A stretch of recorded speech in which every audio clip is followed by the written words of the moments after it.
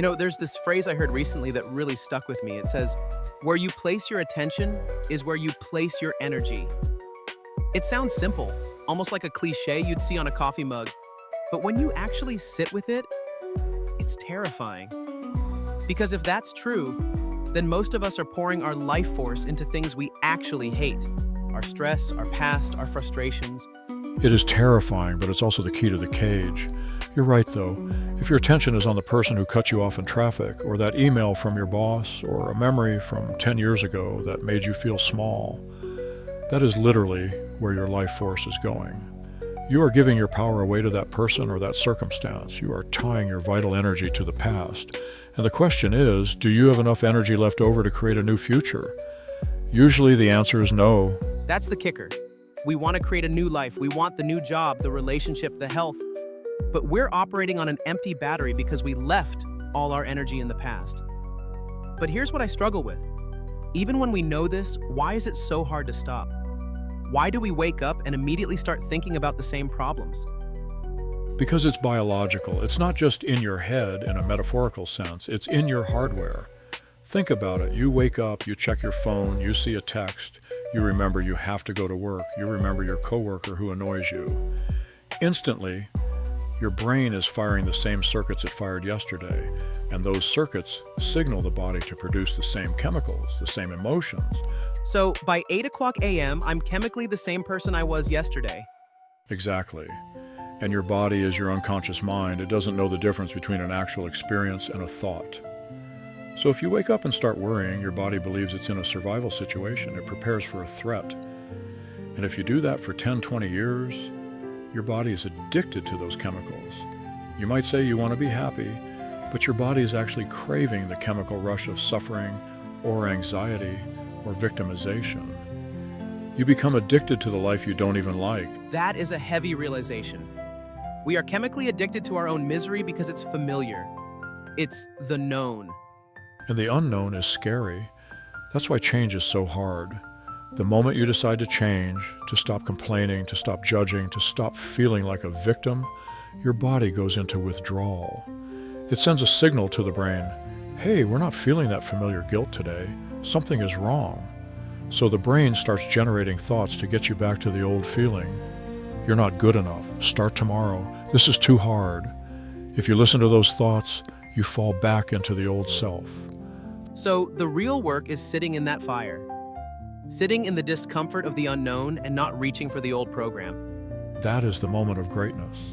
That is where the biological change happens. If you can sit there in the unknown and not return to the past, you are liberating energy. You are taking your power back. And that energy, which was stuck in the lower centers of the body, in survival, in sex, in digestion, and power games, starts to move up. It moves to the heart. And when it hits the heart, that's when the game changes. Let's talk about that because the heart is often talked about in poetry, but you're talking about physics here. You've mentioned before that when people really break through, their heart creates a magnetic field. What is actually happening there? Right, this isn't poetry, it's physiology. When you stop living in survival, which is high-frequency beta brainwaves, totally incoherent like a lightning storm in your brain, and you slow down, you enter a coherent state. When you cultivate elevated emotions like gratitude, joy, or love before anything happens, the heart begins to beat in a rhythmic, coherent pattern. Like a drum? Exactly like a drum. And that rhythm creates a magnetic field that can be measured up to 3 meters wide outside the body. Now, here is the physics part. Energy is frequency, and frequency carries information. If you're in survival mode, you are matter trying to change matter. You're a tiny particle in a big universe, forcing things to happen. That takes time and effort. But when your heart is coherent, you become a magnet. You are broadcasting a signal. Okay, so if I'm broadcasting a signal of I need this car or I need this partner, isn't that a signal of lack? Precisely. And that's the trap. If you are wanting, you are signaling to the universe that you don't have it. You are signaling separation. The quantum field doesn't respond to what you want. It responds to who you are being. If you're waiting for the relationship to show up so you can feel love, you're doing it the Newtonian way, cause and effect. Something outside needs to change so I can feel better inside. But the quantum model is cause and effect reversed? It's causing an effect. You have to feel the love before the relationship exists. You have to feel the abundance before the wealth arrives. When you feel the emotion of the future in the present moment, your body, which is the objective mind, doesn't know the difference. It thinks the event has already happened. So you're tricking your biology? You're upgrading your biology. You're signaling new genes in new ways. We've seen this in our data. We have people who come to our events with serious conditions, Parkinson's, stage 4 cancer. They stop telling the story of their past. They stop identifying as a sick person. They rehearse who they are going to be. They feel the gratitude of healing before the healing, and their blood work changes. Their tumors shrink. Because they aren't waiting for the cure to feel whole. They became whole, and the cure followed. That reminds me of the piano study you've mentioned before. It blows my mind every time I hear it. Can you walk us through that? Because it proves this isn't just positive thinking. Oh, it's hard science. So, there was a study with groups of people who had never played the piano. One group practiced scales and chords physically for 2 hours a day for 5 days. The other group just sat there, closed their eyes, and mentally rehearsed playing the same scales for 2 hours a day. They never touched the keys. And the results? At the end of 5 days, the group that only rehearsed mentally had grown the same amount of new neural circuits in their brain as the people who physically practiced.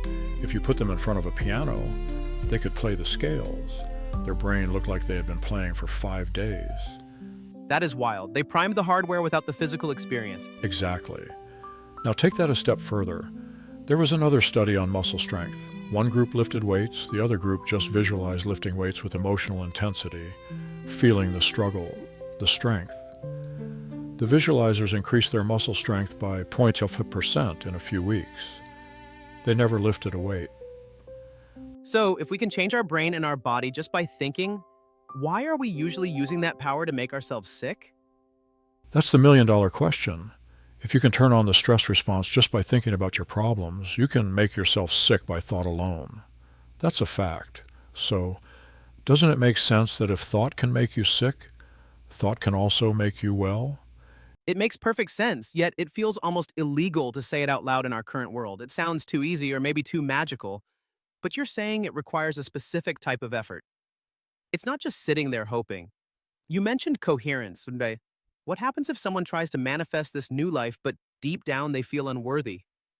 Then nothing happens. You can say, I am abundant 1,000 times, but if your body is feeling lack, the thought stops at the brainstem. It never enters the body. The thought is the signal, but the feeling is the magnetic draw. If they aren't coherent, if the head says one thing and the heart says another, there's no signal. It's static noise. So you have to convince the body.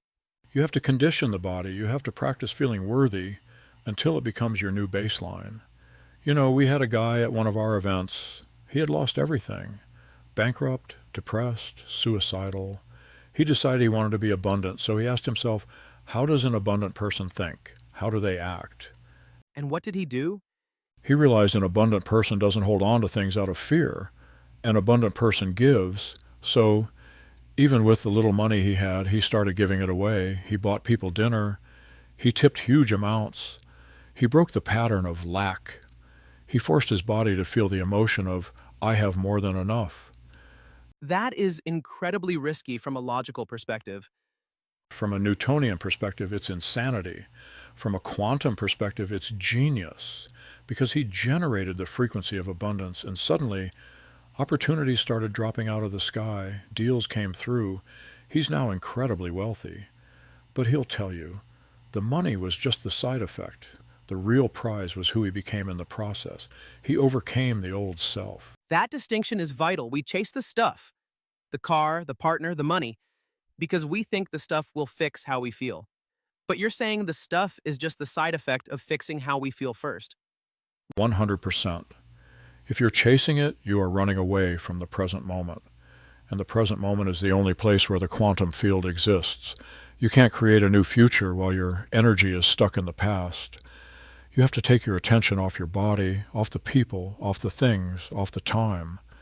You have to become no one, nobody, no thing, nowhere, in no time. That state, becoming no one, Is that what you call the sweet spot? That is the eye of the needle. When you take your attention off matter, you become pure consciousness. You merge with the field. And in that place, there is no separation. You feel connected to everything. And when you feel connected to everything, you don't want anything because you feel like you already have it. That is the moment the magic happens. That is when the synchronicities start. It's paradoxical. You get what you want only when you stop needing it to feel whole. Right? Because need is lack, wholeness is wholeness, and the universe reflects who you are. I want to touch on something slightly more esoteric, but fascinating. You mentioned the Yale study about the eggs earlier. Can we go back to that? Because I think it proves that this field isn't just a metaphor. Yes, Harold Saxton Burr at Yale back in the 1940s. He studied electric fields around living organisms. He looked at unfertilized salamander eggs. He found that there was an electromagnetic field around the egg shaped like a mature salamander before the egg even developed. Wait, so the blueprint was there in energy before the physical body existed? Exactly. The energy field dictates the matter. The field is the template. So if you want to change the matter, your body, your health, your life, you have to change the field. You have to change the energy. Most people try to change their life by moving matter around, working harder, forcing things.